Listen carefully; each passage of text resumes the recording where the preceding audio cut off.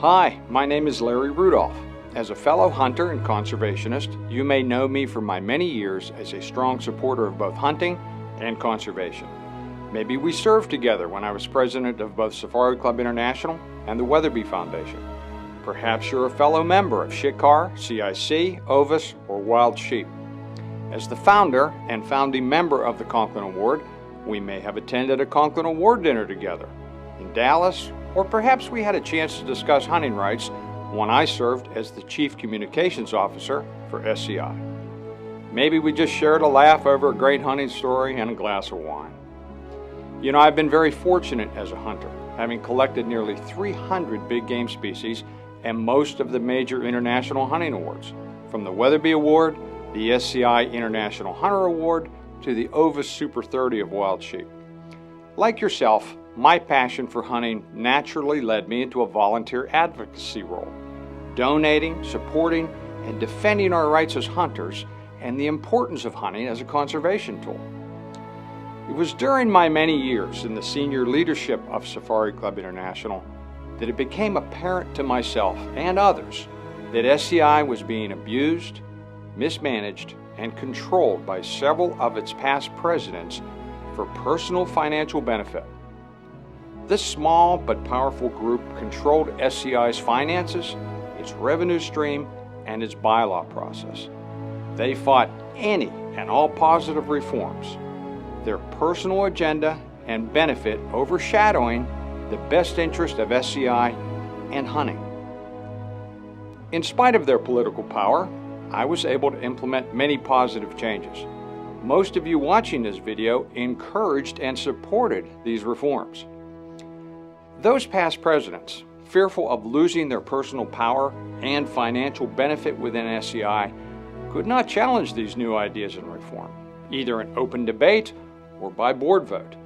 They instead chose an age-old tactic to destroy the messenger, using their ethics process to regain their political power. As a result, SCI chose instead to defame and slander my reputation in a mean-spirited attack, culminating in my expulsion, using what my friend and immediate past president of SCI, John Whipple, coined the kangaroo court of SCI, or as it's formally known, the Board of Inquiry. I am now engaged in a legal action against SCI and Ralph Cunningham, who led this Board of Inquiry against me for his own self-serving reasons, and its members, Larry Higgins, Dave Small, Joe Hanley, and Scott Chapman. You know, it's time to reveal the truth and repair the damage they have done to my reputation. This Board of Inquiry manufactured and created issues and timed their defamation in such a way that these false accusations were formally released by Ralph Cunningham to the Board of Directors a mere 1 hour before the annual 2012 SCI elections for its officers. In spite of several board members citing concerns of legal action, Cunningham moved forward, even violating the stated rules and confidentiality of the BOI to achieve their self-serving agenda. In hunting terms, we call this a hard shot, and it was designed to kill me and any chance to complete the reforms that I had been leading. Make no mistake, this was done with malice and design, crafted with lies, mistruths, and slander. Hey, we're all hunters, and we're a tough bunch, but attacking my family, accusations of deliberately taking funds, hell, I've contributed more than 200,000 SCI. Wouldn't it be easier just to give less? In the interest of the truth and hunting, please take a few minutes to listen to this video. In this video, you will hear not my words, but then President of SCI and its CEO, John Whipple's unguarded and direct comments as to why I was selected for personal and political destruction, and the fabrication of lies designed to attack my family, my reputation, my hunting ethics, and the persons responsible. Ralph Cunningham and these individuals have a fiduciary responsibility to protect SCI and not to waste hundreds of thousands of your donated dollars to protect the power of a few. And why, after this, would any volunteer speak up and do the right thing within SCI Or is it easier and safer now just to overlook corruption or risk a heart shot? Please listen to the main points of this video. I do not ask you to believe me, but listen to the words of John Whipple and make up your own mind. If you choose, you may view the entire unedited version or just read the transcript. They are enclosed as attachments. I want to thank you for being fair and for remembering we are all hunters.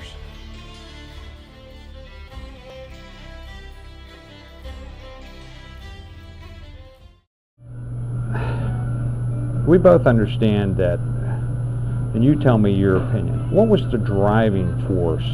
I mean, they could have just spanked me or said, we offered, you and I tried to make this. I tried to do that, and after I had one conversation with Ralph, that was a no deal. Okay. So you got to tell me what I'm missing here, because how do I craft an offer if this is based on a personal agenda?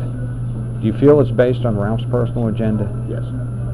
And this is over what, though, John? It's got to be the Weatherby. But well, he drove me out of that. Yeah, but I mean, it was him not getting the Weatherby. Okay. I happen to. I mean, that's my belief. I know that. I've had many people telling me that. Okay, so he didn't get the Weatherby. You did, and I think that just absolutely infuriated him. Okay. From that point forward, so if you look at it from that point forward, he was always on your ass. There was always nitpicking. Well.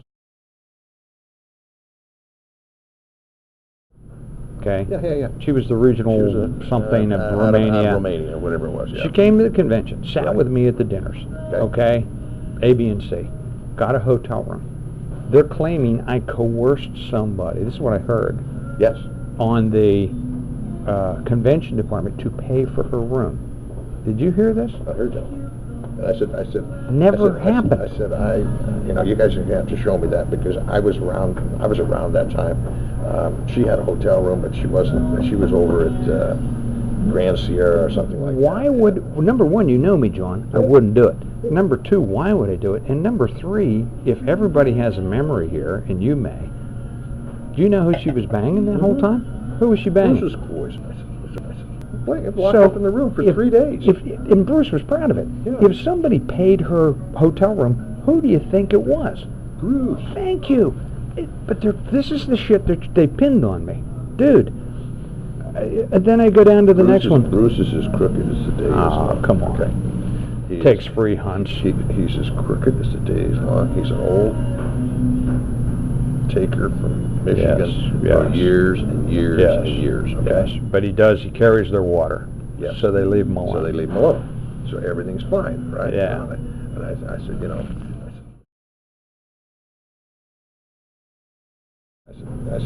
Bruce, I'm going to tell you, this lawsuit is in federal court. I've been in federal court. It's not a kangaroo court like the Safari Club.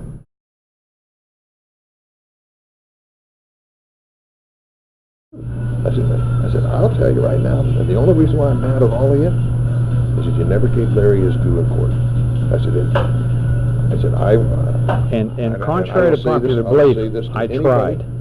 I tried. And I know that. And I tried. I'm going to just tell you, I'd say this, whether it was you, you're entitled to your day in court. Yes. Okay? There still is America as far as I know. And this was a very dark day in our life and our history, what Safari Club International did to Larry. On that point, he never got his day in court. And you can make all these fucking allegations, throw his ass out and everything else, but he never got his just due. Within the 30 days.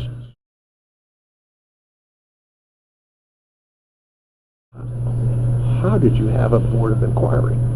How did you justify saying that this was all the evidence that you have is enough to bury this guy, when you're now trying to piece together evidence? What, now they're trying to piece it together? Now. Just a month ago. Probably a month ago, they're trying to piece this together, which means, in my brain, that they're creating more. Look, I don't think they're creating more. They're trying to substantiate what the fuck is said. But I'll tell you on two of them, Larry. It's strictly on what? Expense account, and they did a whole timeline. On my expenses. On your expenses. Okay. And of the hundreds of thousands I had, how much was corrupted? You know what they came up with? What? Came up with possibility $4,000. Of the of questionable whatever. Okay. I said, you guys got to be shitting me. We have spent auditors. We have spent 38. Who called the forensic auditors in? Under whose term? Me. I said, I would do that? You guys, you put auditors in for $36,000 just for Larry. Are you kidding me? No, I'm not. 36,000? And you're coming back to me with, you got maybe $4,000 or $5,000, of which 800 of it is a laptop. And I said, gentlemen, I'm going to tell you right now, A laptop. In my business career, I would have fired all of you for doing something that stupid. How in God's name can you justify us writing a check to the auditors for $36,000? And all you came up with is questionable $4,000. And I said, we haven't even talked to Larry. Crucified. He didn't have to bring that up in August. How? No, he didn't. But he did. Why? I don't know. Is he that mad? Is he that vindictive? I never hurt the man. I never took anything from him. Now by people that he is the most vicious, ruthless son of a bitch there ever is.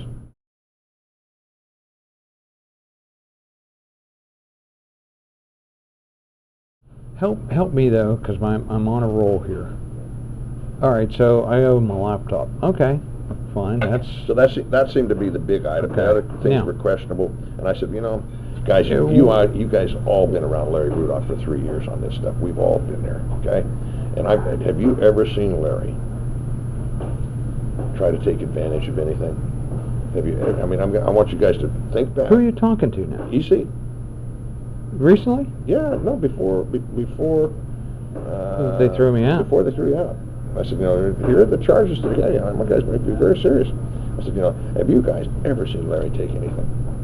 What did they say? No. I said, have you seen Larry give more than he got? You actually said this? Yes. I didn't know that. Thank you. No, Thank you. Somebody spoke up for me. During this vote on the EC, before we went to the board meeting, because I said I want no hassles at this board meeting. Right.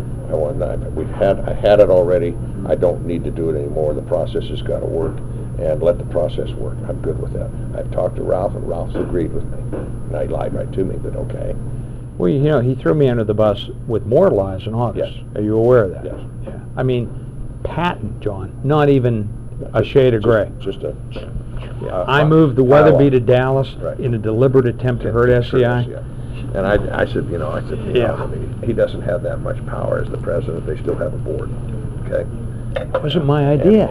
It was Spiegel and Keller. Yeah, and I said that, I think you guys need to get the facts, because I know some of it because I talked with Doc when I was on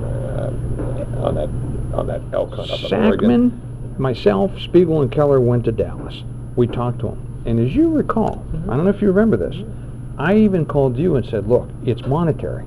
Yeah. If SCI is willing to throw 50 to 75 at Weatherby, they will stay. They can't afford to go to Vegas, John.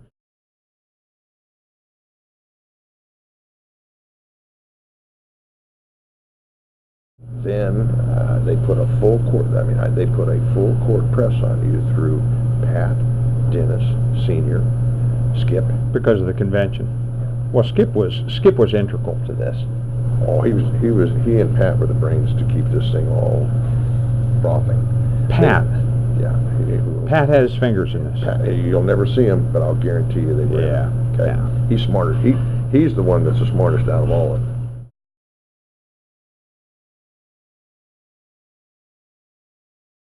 So I got an attorney, and the guy that wrote the bylaws telling me, you're okay, just, I said, I want my hearing, but, I'm in London with Ralph, I'm coming to this thing, I don't want to get blindsided, I don't want to hurt the team, A, B, and C, don't worry, you have no issue. We walk in there the day that thing was orchestrated. It was already orchestrated. Orchestrated. To the nth degree. So if you have a confidential process that's supposed to have integrity and confidentiality, how did all those people, including Dono, know to jump up, make the motion, create this, John? Oh.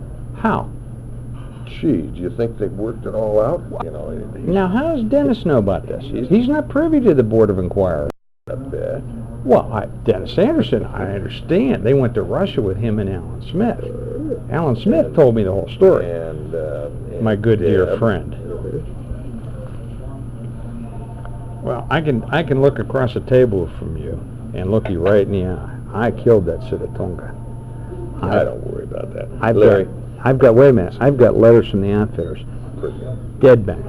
Okay? This Coos deer thing, horse manure. I wounded the goddamn thing. Why would he wait 6 years? Why would Kelso wait 6 years to do that? And he just popped out of the woodwork? He and Skippy were very, very close, and I'll bet you Skippy helped him with his divorce. Do you remember? You probably don't. When we got rid of Eichinger, both Kirk and Roxanne called me and said, Roxanne would like the job as executive director. Call me too. They called you too? Yes. And I referred him to that guy. Yeah, the headhunter. Whatever the hell his name was, down in D.C. Yeah. That was in, 209, 210, 209? 209, 210. Okay. Why is he calling me for a favor, quote unquote? If you're such a bad person. And I'm this poacher and this bad person. Yeah. How come he didn't bring it to light 6 years after? And then I said to somebody, I said, wait a second, the BOI has a 5-year statute of limitations. Well, now you've heard the truth from the immediate past president of Safari Club International. I ask for your help in calling SCI and voicing your opinion to settle this litigation and to stop the needless waste of your donated dollars and the potential harm this will cause SCI. I want to wish you good hunting, and God bless you.